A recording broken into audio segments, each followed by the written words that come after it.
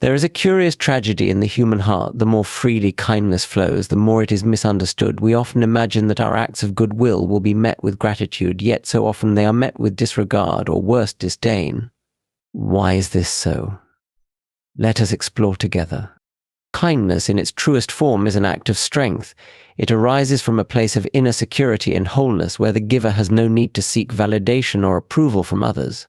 True kindness is not a transactional gesture designed to earn favor or deflect criticism. It is a deliberate and often sacrificial choice made for the good of another. This strength ensures that the act of kindness retains its purity, untainted by ulterior motives or hidden insecurities.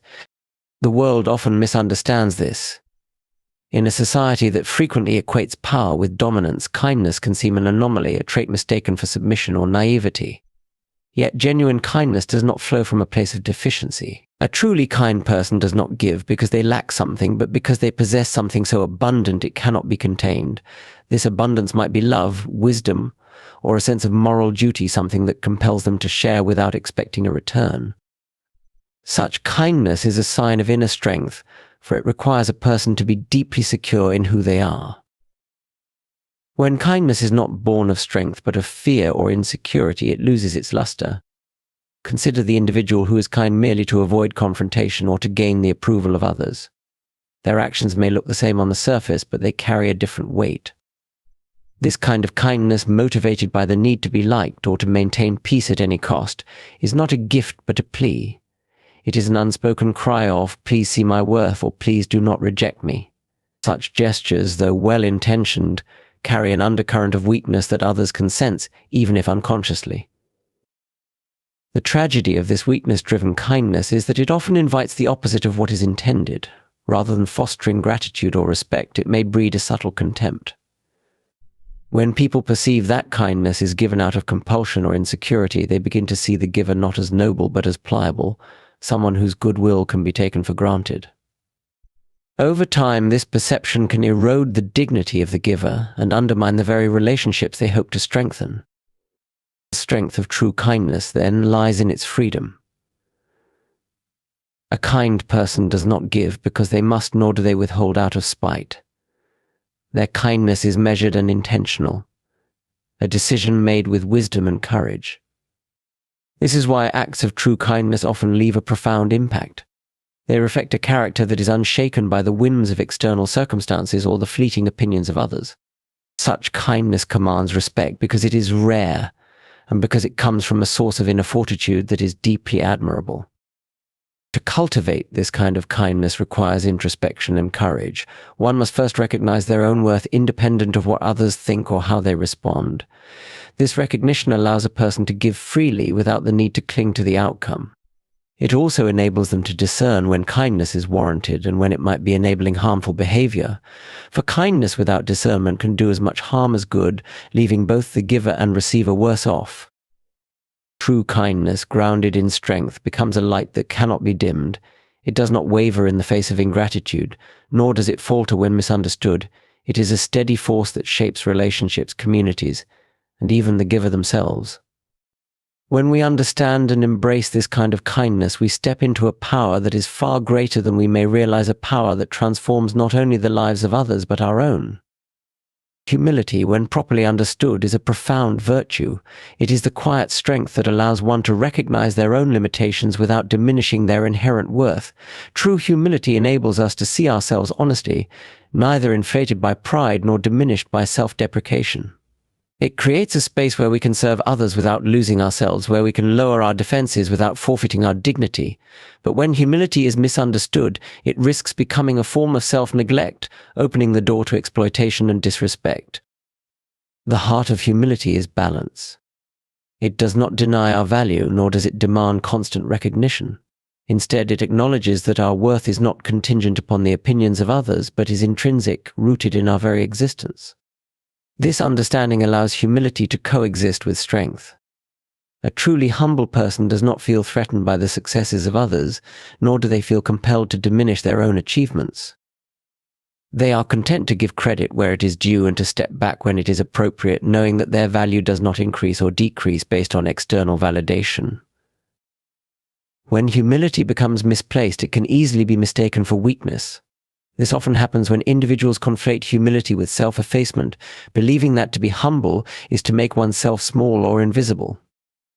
They may shy away from asserting their needs or standing up for their beliefs, fearing that doing so would appear prideful.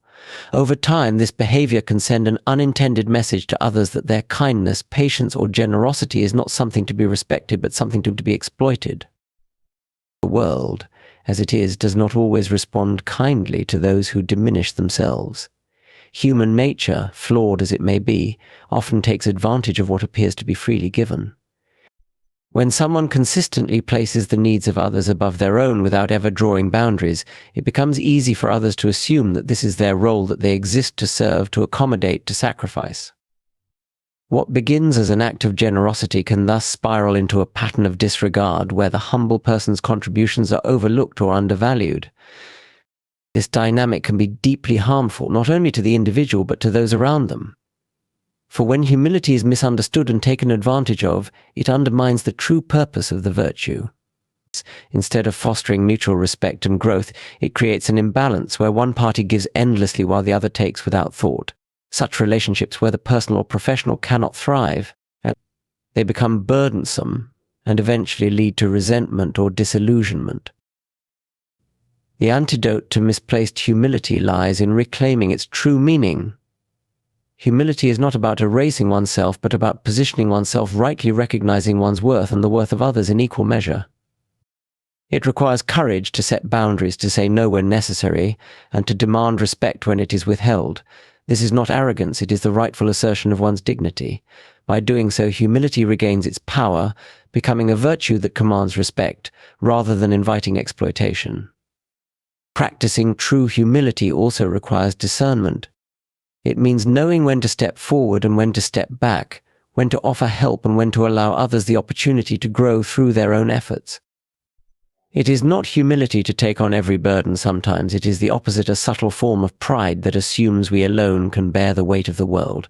True humility trusts that others are capable, and that our worth is not diminished by sharing the load or by standing firm in our own needs. To live humbly yet strongly is a challenge, but it is a challenge worth embracing.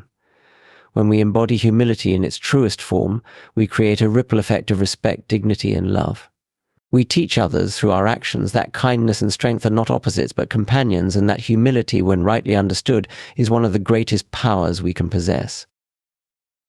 Human nature is a paradox, a tapestry woven with threads of noble aspiration and flawed inclination. At its core lies an undeniable truth. While people are drawn to kindness and gentleness, they often misinterpret these qualities when not paired with strength.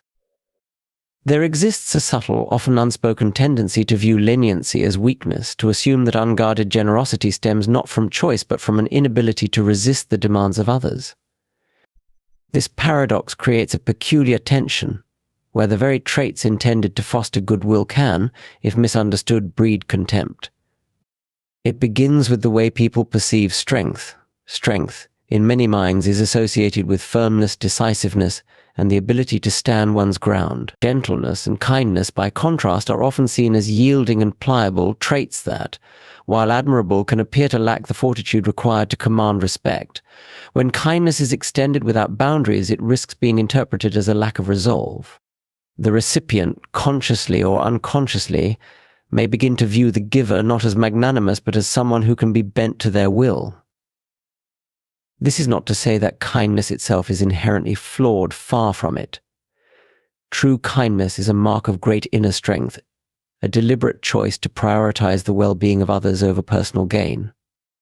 But when kindness is divorced from discernment and self-respect, it creates an imbalance. It becomes a passive force, one that appears unable to assert itself or to say enough when the situation demands it. This lack of boundaries can invite disrespect, as others begin to see the kind-hearted individual as someone who can be taken advantage of without consequence. The paradox deepens when we consider how people respond to unearned favor. There is something in human nature that yearns for fairness, for the equilibrium of give and take. When kindness is offered freely, without requiring effort or reciprocity, it can create discomfort. Instead of feeling gratitude, the recipient may feel a vague sense of unease, as though the kindness has upset the natural balance. This unease can manifest as a subtle resentment or disregard for the giver, as though their generosity has robbed the recipient of the dignity of earning it. Repeated acts of kindness can lead to a dangerous sense of entitlement. When people come to expect generosity without effort, they cease to value it. What was once a gift becomes a given, something they believe they are owed. This entitlement erodes respect for the giver, transforming their kindness into something mundane, even dismissible. The giver, who intended to build bridges through their actions, may find themselves taken for granted, their efforts reduced to background noise in the lives of those they sought to help. The remedy to this paradox lies not in withholding kindness, but in redefining its boundaries. Kindness must be paired with strength, with a clear understanding of when and how it should be offered. It is not unkind to set limits, to refuse when necessary, or to demand respect in return. On the contrary, such actions preserve the integrity of the kindness being given. They ensure that it is recognized as a deliberate choice, not as an obligation or a weakness. Strengthening kindness also requires a willingness to confront the discomfort of being misunderstood. There will be times when setting boundaries or enforcing respect may be met with resistance or disappointment. Yet this resistance is a necessary step in teaching others to value what is given. True kindness does not seek immediate approval, it seeks what is right and just, even if it is met with temporary misunderstanding. The paradox of human nature is not an insurmountable challenge, but a call to a deeper understanding of ourselves and others. By embracing kindness with strength, we can navigate this tension, offering generosity without losing respect, and creating relationships that honor the dignity of both the giver and the receiver. In this way, kindness becomes not a weakness but a transformative force capable of building a world where both hearts and boundaries are equally respected. True kindness flourishes when it is paired with firm boundaries, creating a balance that preserves the dignity and well-being of both the giver and the receiver. Kindness without limits often becomes self-sacrifice, a relentless giving that leaves one drained and resentful. On the other hand, boundaries without kindness risk becoming cold and isolating, severing connections and fostering alienation. The harmony of grace and boundaries is essential for kindness to be both genuine and sustainable. To understand this balance, we must first recognize that kindness, by its nature, is an act of grace. It is a gift freely offered without expectation of return, a choice to extend care and compassion to others. However, grace alone, without discernment, can easily become permissiveness. When kindness is given without boundaries, it can enable harmful behaviors or allow others to take advantage.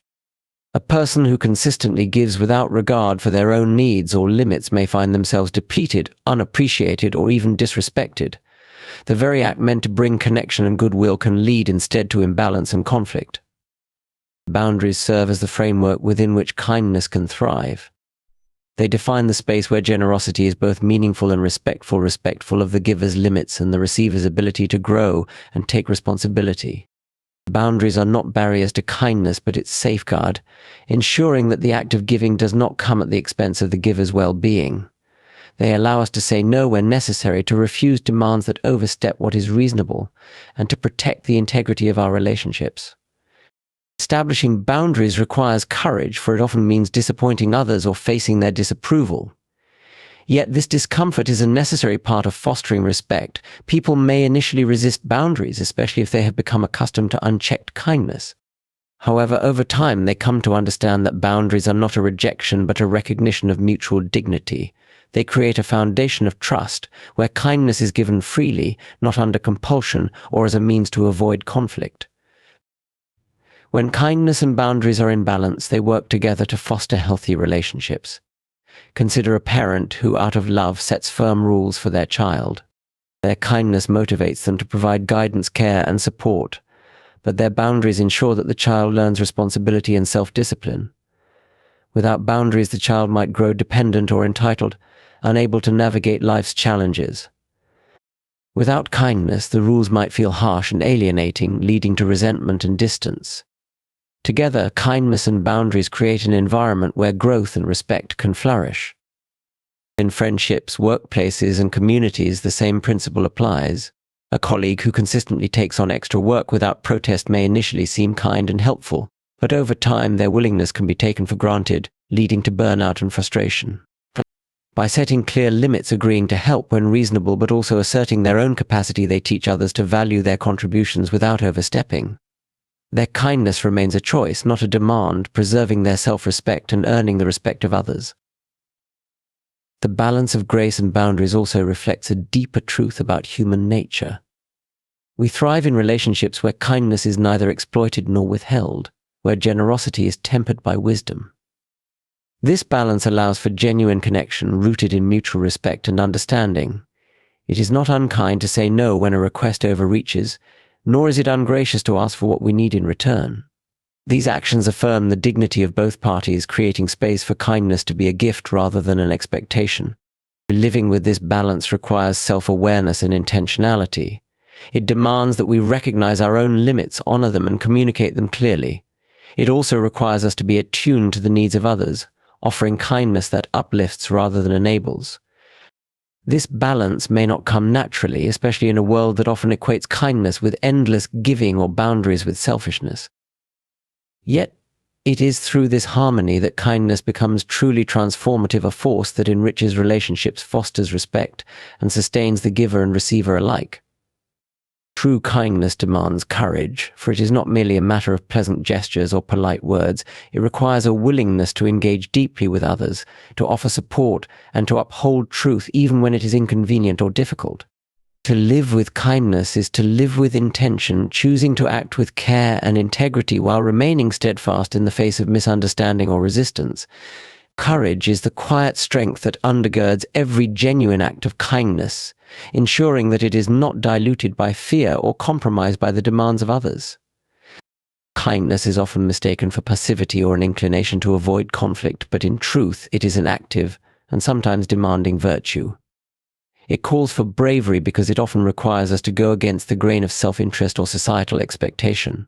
To be kind is to risk being vulnerable, to open oneself to the needs and struggles of others, and to invest in their well-being.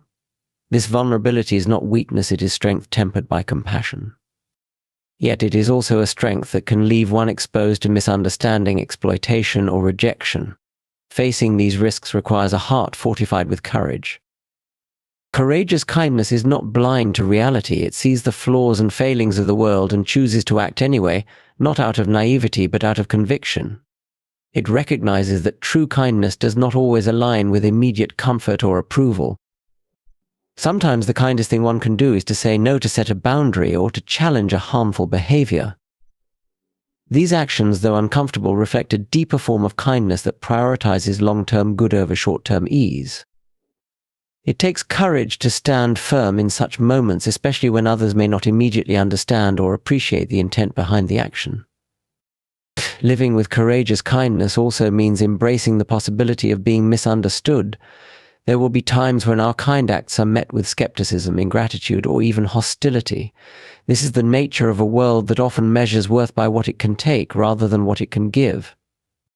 Yet the kind-hearted must resist the temptation to retreat into bitterness or cynicism. Courage allows us to continue offering kindness, not because it is always deserved, but because it is the right thing to do. It is a quiet rebellion against the forces of selfishness and despair, a choice to believe in the value of goodness even when it is not immediately reciprocated. Courage is also essential in maintaining balance within ourselves. Kindness without boundaries can lead to self-neglect, where we give so much of ourselves that there is little left to sustain our own well-being. It takes courage to recognize our limits and to assert them, to say, "I cannot give more right now," without guilt or shame. This is not selfishness but wisdom, an acknowledgement that we must first care for ourselves if we are to care effectively for others. Courage allows us to resist the pressure to overextend, preserving the integrity of our kindness and ensuring that it remains a source of strength rather than a drain. Perhaps the greatest act of courage in kindness is the willingness to persist in it, even when the world offers no guarantees of reward or recognition. Kindness, when authentic, is not transactional. It is not given in exchange for gratitude or approval, but as an expression of our deepest values. To live kindly is to commit to a way of being that may often go unnoticed or unappreciated, yet It is precisely in this quiet perseverance that the true power of kindness lies. It shapes hearts, builds communities, and creates a ripple effect of goodness that extends far beyond what we can see. Courageous kindness is a choice to live not by fear but by love, not by self-preservation but by self-giving, and not by fleeting convenience but by enduring truth. It is a way of living that requires bravery at every step, yet it is a bravery that transforms not only the lives of others but our own. Through courage, kindness becomes more than a fleeting gesture. It becomes a testament to the enduring power of goodness in a world that desperately needs it. Kindness is not merely a virtue to be admired, it is a discipline to be practiced with wisdom and strength. True kindness flows not from weakness but from a wellspring of courage, discernment, and self-respect. It is a force that transforms relationships, communities, and hearts, but only when it is balanced by boundaries, rooted in humility, and guided by intention. To live kindly is to embrace a paradox, offering grace without losing oneself, being humble without inviting disrespect, and standing firm in the truth even when misunderstood. It requires us to navigate the complexities of human nature, to resist the urge to please at the expense of integrity, and to extend generosity not as a plea for approval but as an act of free will. Kindness is not a transaction or a performance, it is a reflection of our deepest values. When paired with strength, it commands respect. When paired with wisdom, it fosters growth. And when paired with courage, it endures even in the face of resistance. Let us then strive to embody kindness that is neither timid nor reckless, but resolute and discerning. Let our kindness be a light, steady and unwavering, not dimmed by exploitation or ingratitude, but shining with the quiet power of love and truth. In doing so, we not only uplift others but also honor the sacred dignity within ourselves, creating a world where kindness is not seen as weakness but as the profound strength it truly is.